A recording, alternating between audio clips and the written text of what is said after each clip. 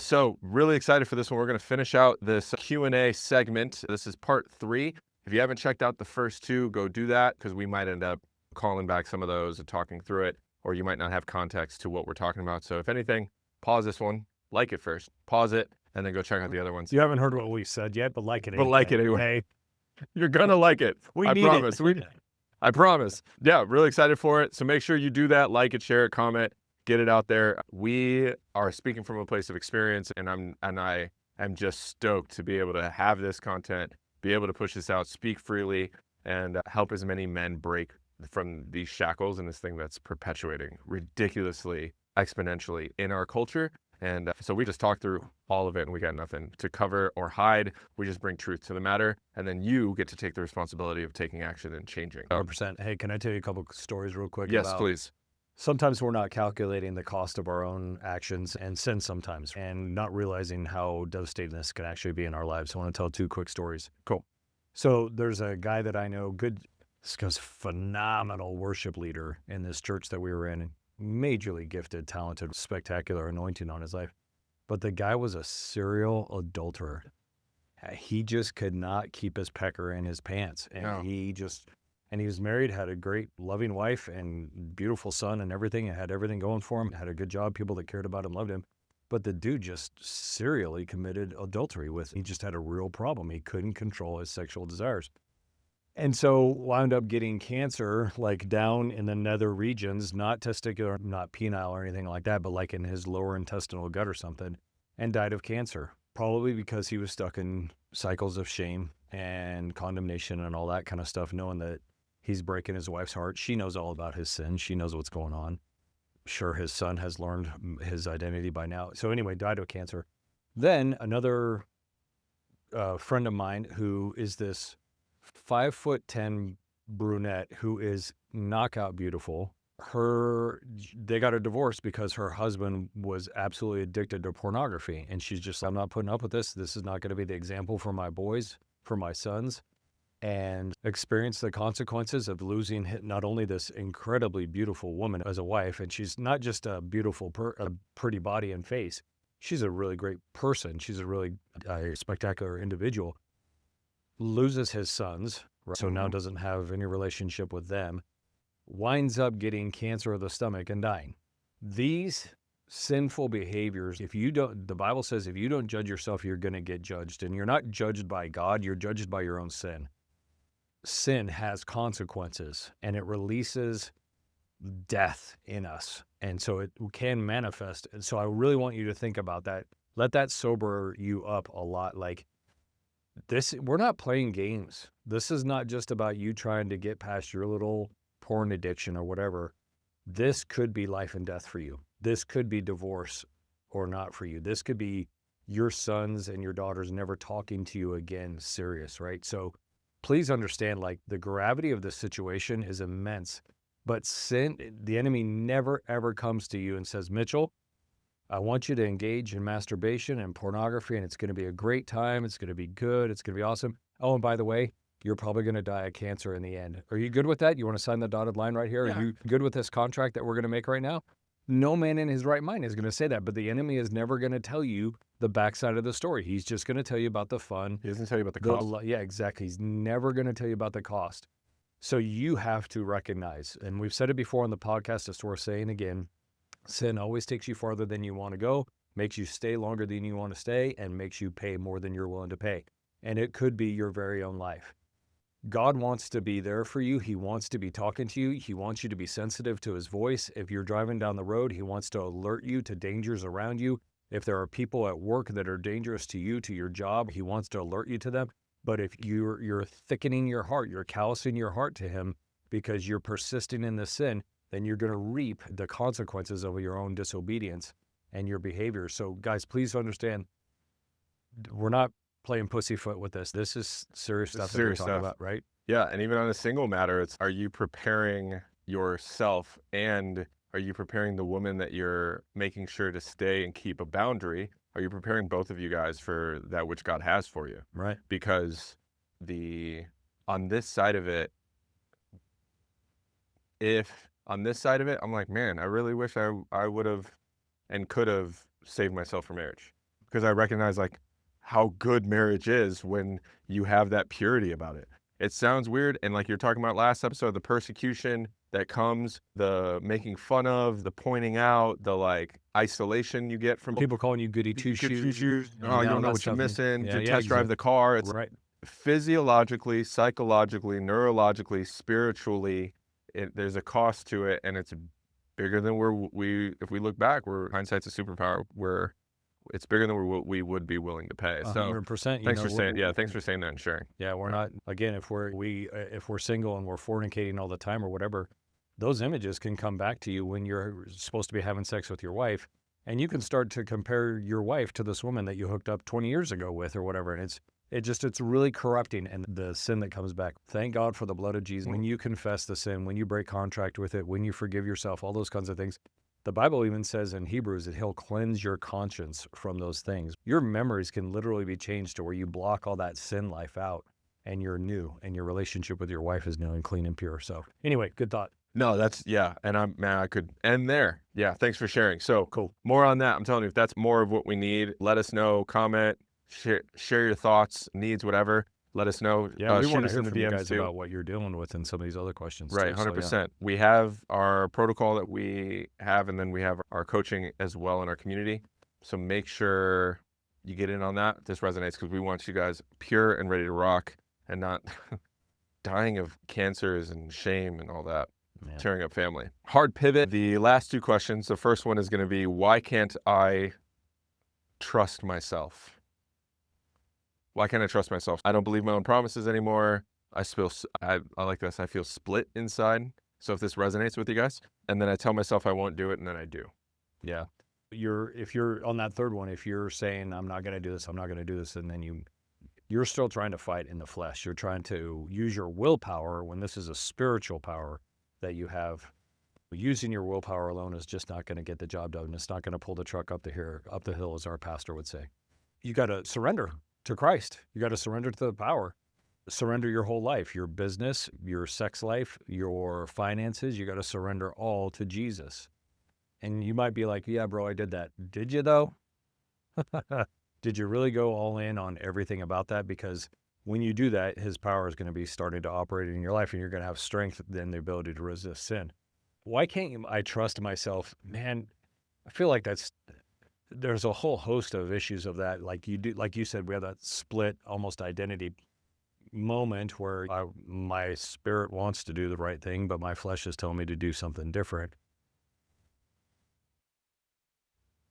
If you can't trust yourself, you probably honestly just need to invite help. And that's what our community is about. Right. And that's why Yeah. having an accountability partner is good. And I love the fact that a guy would actually ask that question. Admittedly, this is where I'm at. I can't trust myself. What do I do about it? Okay. Get some accountability in your life and be honest with them. When people call you on the carpet, when Mitchell calls me and says, hey, you've been watching porn. It's like, yeah, Yep. 2 Yeah. times last week. Yeah. You gotta be willing to own your poop. Yeah. And talk about it. And that honesty and that transparency. But see, what happens is, and this kind of leads into the other point, if you're lying to yourself, then you're probably also lying to other people. And that's another spirit. That's a different thing. Not being a truthful person. As a man of God, you're supposed to be full of integrity and the truth, even when it hurts. And a lot of times when you tell the truth, it's going to hurt. It's going to expose yourself. You're going to feel exposed. You're going to feel naked to some degree. People see you for who you are. You might be tempted to think that you're going to think that you might think that they see you as a weak man, when in reality, a accountability partner who loves you, doesn't judge you, doesn't condemn you, actually loves the fact that you're bringing your issues to him, and knows that your heart is right in the fact that you're trying to get healthy and whole. Yeah. Yeah. I can speak. The mantra that I heard early on in life was, do as I say, not as I do. Okay. Yeah. And then the life I lived for a long time was under shame, because I didn't know that's what I was covering up, was those natures. And so from somebody who used to quite a bit lie for the sake of lying, it was like, if I tell the truth that I overslept, or if I own my ish, what are they going to think about me? Or Right. what am I going to think of myself? Or even though now I got to confront this thing and I don't want to do that. So it's easier to lie about it. And so then your reputation breaks down, and then you decide like certain things are not worth your time or your effort, or it just perpetuates into this bigger cascade of things where your reputation follows you. And you wonder why you can't get further in life. You wonder why you can't compound these successes. And personally responsible, I'm looking back on my life, I'm like, it's because I didn't really own my ish. I didn't really give the truth of the matter and own it, and then change and then go, okay, you know what? I got to figure out how to not do this anymore. I got to figure out how to stay on track. That's the reason why there's a lot of the reason why I didn't finish college is because I was like, I didn't want to do the work. I didn't ask the questions. I wasn't like confident enough to confront the fact that I was the first person to go to college in my immediate family and I didn't know what I was doing. So I faked it till I was like, I'll fake it till I make it. I didn't make it. Right. Faked a lot of it. And so for something like that, it was like, that's the not wanting to confront it. And then you're lying to yourself before you lie to other people. I love that you said it. Yeah, You're going to do it 100%. that way. Yeah. Yeah. So The I just the wanted to worst give a, worst thing about being too when you start to tell lies, you gotta remember everything the lies you told, yeah, cover them up with more lies, and then pretty soon you don't even know what was the truth. You've lost sight of the truth, and you start to believe the lies. That's the terrible part is you actually start to believe your own lies. And that's what it means to be a pathological liar. That's a whole spirit in and of itself. But man, like just purposing and choosing in your heart that you're going to be a man of God and you're going to be a person of integrity. You're going to be a person of your word. You're going to be a person of the truth, even when it hurts. And if it hurts you, but God, it's a better way to live. It's a hell of a lot better than surrendering the fight to the enemy and living in deception and trying to deceive other people. Because, like you said, your reputation will absolutely be damaged if people start to think that you're a liar. yeah, If you lie to somebody and then go back a couple days later and say, bro, I didn't tell you the truth about that. That's one thing that's like really good, and you should do that. But if you're telling bald-faced lies to yourself or to other people, and you don't come clean with it, dude, the day is going to come where people are going to find out you're a liar, and you will experience damage and loss in your life because yeah. that's unrepentant sin. Yep. Okay, good. So that is in and of itself why you can't trust yourself. Yes. Is because you are living under a lie. You're Yep. living under this false sense of security.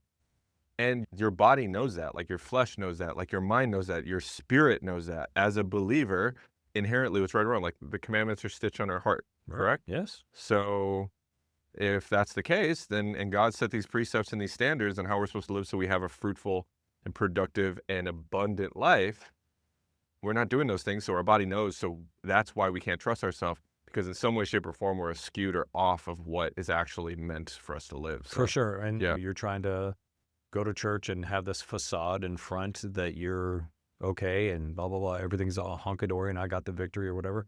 Rather than just going to a church where people are authentic and transparent, man, the American church is just buried in religious people that are putting on this good front Sunday mornings. And they're having massive arguments and fights on the way to church and when they leave church and going home that night and engaging in all kinds of immoral activity or whatever. We got worship leaders up on the stage that are wearing men that are wearing women's underwear and all kinds of crazy stuff. The church is littered and filled with people that put on this front for the sake of this good image or a job or whatever else.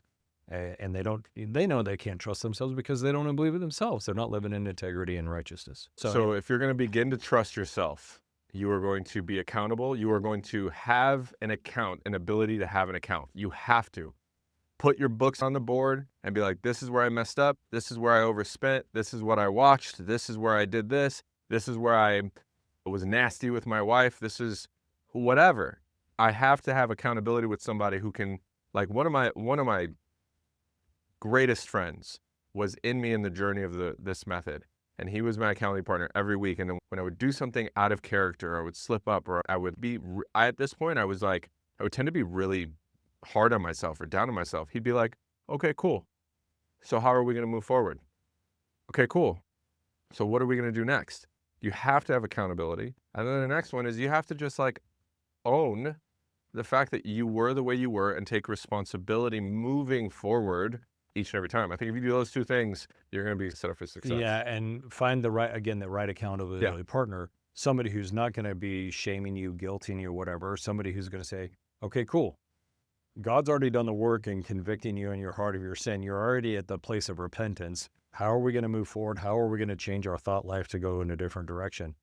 And if that person is giving you condemnation and shame or giving you religious talk or whatever, bro, don't give up. Don't surrender and just say, "I tried the accountability thing. It didn't work for me." Go find another dude and say, "Hey, man, I'm struggling with porn, lust, blah, blah, blah, blah. Do you feel like we could be accountability partners in this area or whatever? Can we talk about what that would look like? Set some expectations and some agreements about what it's going to look like, and then go for it. Engage in that." But find a new one if your last one didn't work. Yeah, keep going. So this one, we're going to end with this one. Okay. Why do I feel like I'm not really a man yet? Why do I feel like it? And so I don't feel grounded. I may not feel, I don't feel grounded. I feel behind in life. And I feel like I'm pretending.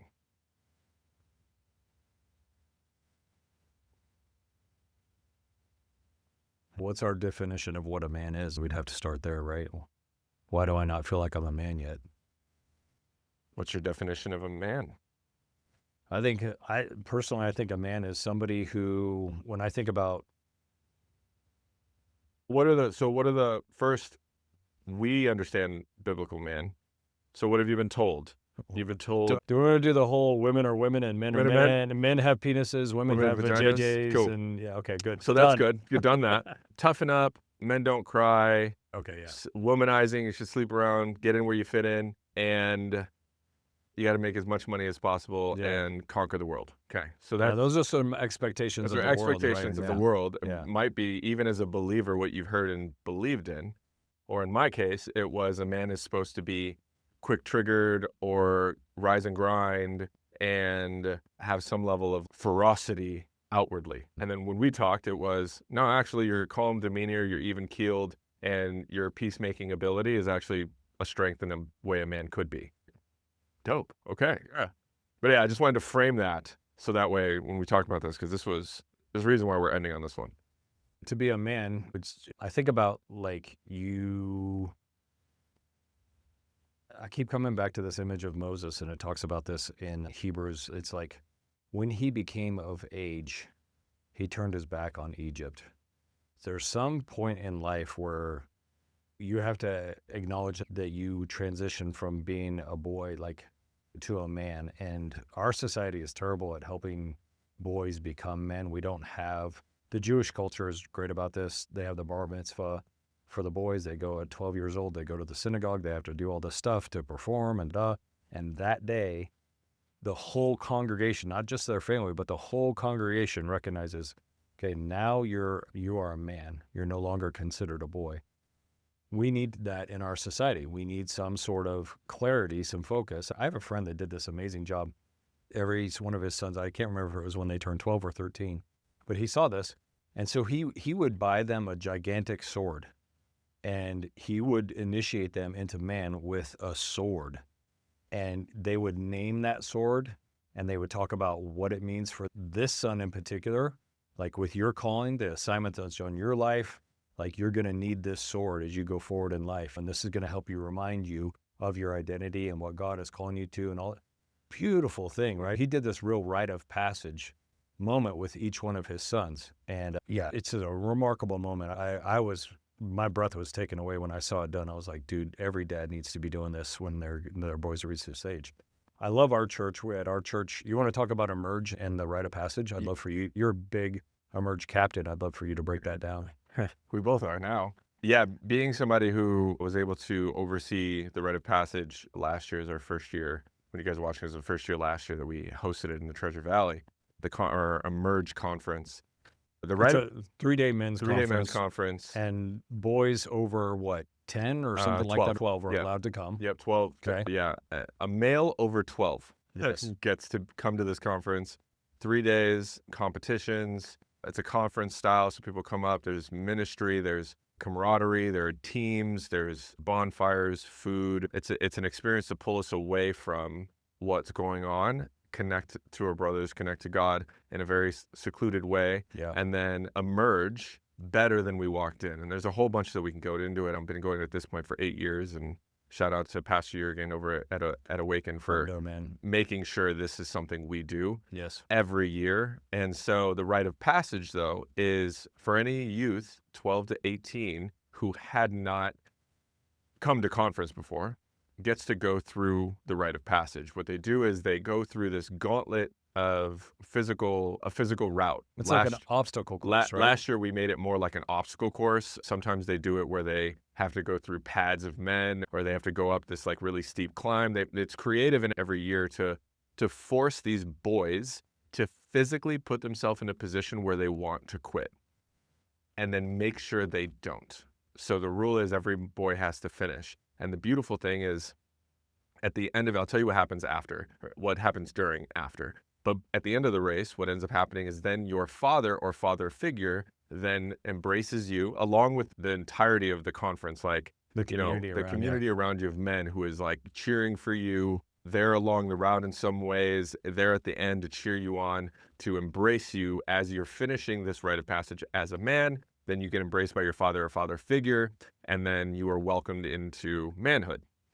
What happens during it, though, is that men get torn up inside in the most beautiful way, because they recognize what that experience means for life. And so they're going through this, and these boys, the beautiful thing is the men get emotionally turned, and they get to see what manhood actually is in that snapshot of that morning, because the men are coming around these boys to not let them quit.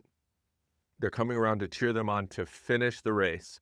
The boys end up, and we have this happen, boys are not like, the boys are at every athletic level, of every confidence level. There are boys coming in, they barely spoke 10 words. Some are coming in with rejection. Some are coming in beat down by life already. Some are coming down insecure and unathletic. Some are coming down, and some of them are fat and they can't run. Right. And can't do these things. And so what ends up happening, some of them get hurt, some of them get fatigued. And the stronger boys, by nature, pick these boys up and carry them and make sure they finish the race. And every single time it happens. And it's not something we coach. I'm sure the fathers who raise up these young boys to do that, but some of them don't get coached to this. It is by second nature that they go through that. They go, oh, no, we got to, like, we were told by the men and by the leads, we have to finish this. So you have to finish this. Yeah. So they figure it out, and then they go through, and then they're embracing all that. So that's like the snapshot, I think, of manhood, in that's how we're supposed to go about the life and about it. At So- this point, I don't even know why we brought it up, but yeah. No, What it means to because be a man. what Yeah. it means to be a man. We need Right. that transition. Yeah. Taking on, when you become a man, you're not just a parasite in your house anymore. As a boy going from a man, now you're expected to be a producer, not just a consumer. But in our house, you're going to, A parasite if you're a boy.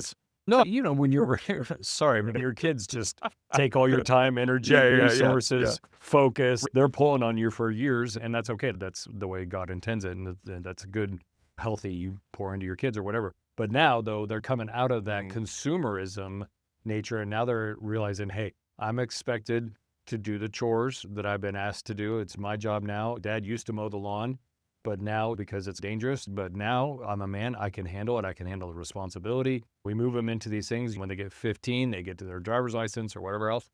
Yeah, you move them from a very significant moment of childhood and being a boy, Yeah. and consuming and being attached, to now I'm giving you the responsibility of stepping forward and developing. See, Mitchell, when I think about when we think about what's a man versus, I'm going to compare him to a child. I'm going to say a man is somebody who takes responsibility, doesn't pass the buck, doesn't try to blame others, doesn't try to put his issues off on other people. My wife is not having sex with me. My wife is not doing this. My wife won't do that. My dinner doesn't take any responsibility.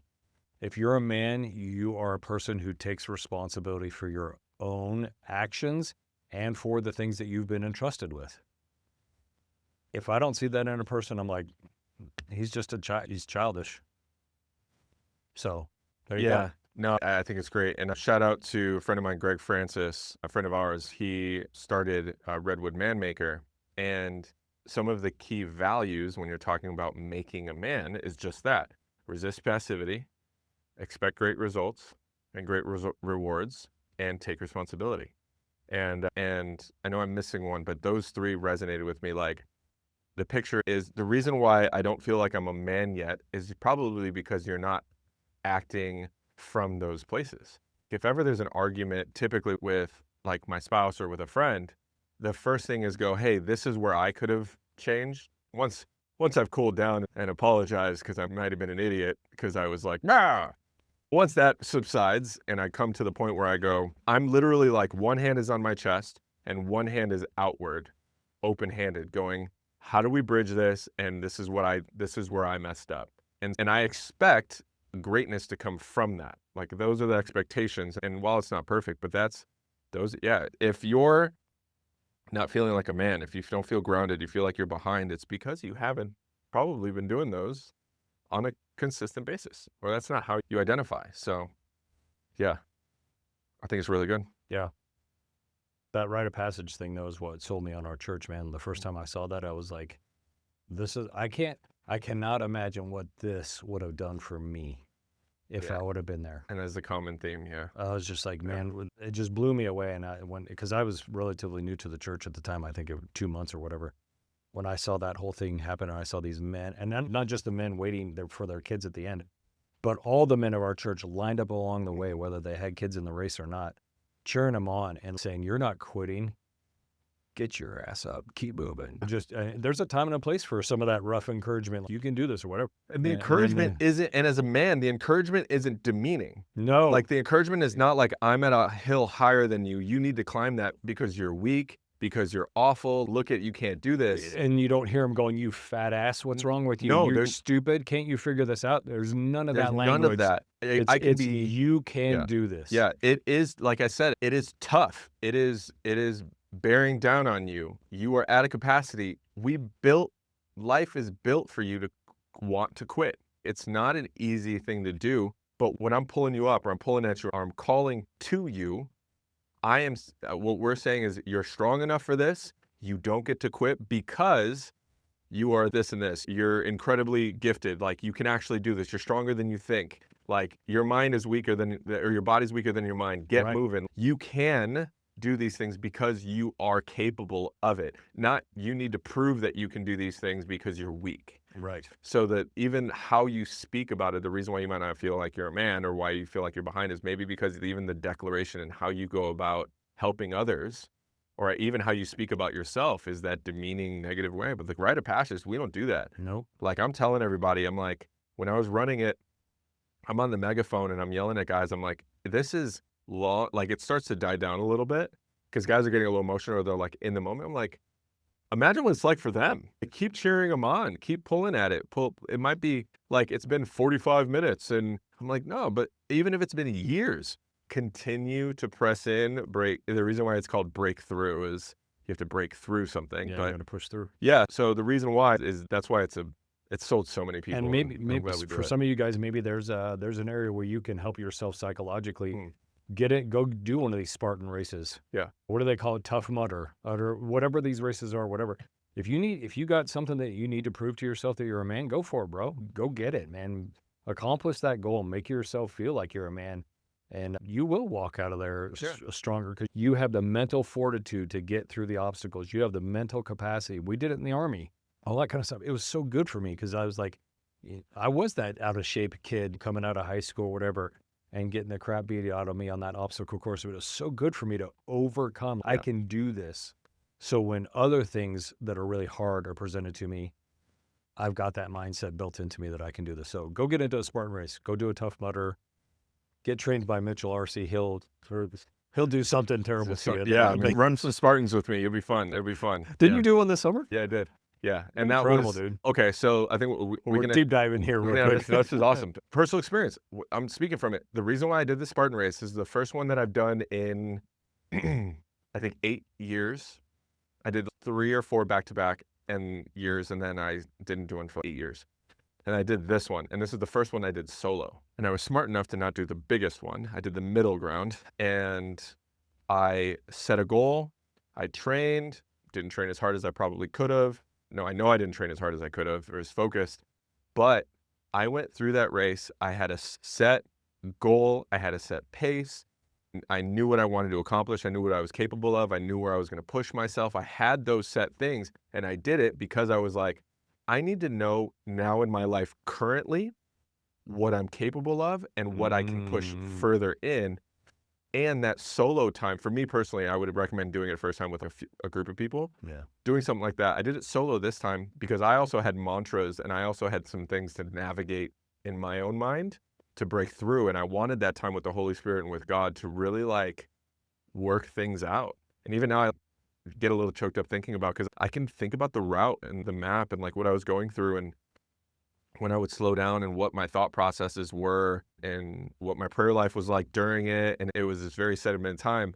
And then even for my wife watching, she like didn't see the race for, I think, an hour and a half out of the 2 hours I did it. Right? I was out of view, and she's Yeah. there just hanging out. She's having her own time. And then when I came around the mountain today, she's, oh my gosh. And it was like this nice connection moment because I was out on my own for an hour and a half. And so out on this race, and do something like that and make sure that you're going about it for those reasons, because it's only going to prove out. It's only going to refine you in those ways. So yeah. Make you mentally stronger. Yeah, exactly. So go do them. Go do something like that. Yep. Yeah.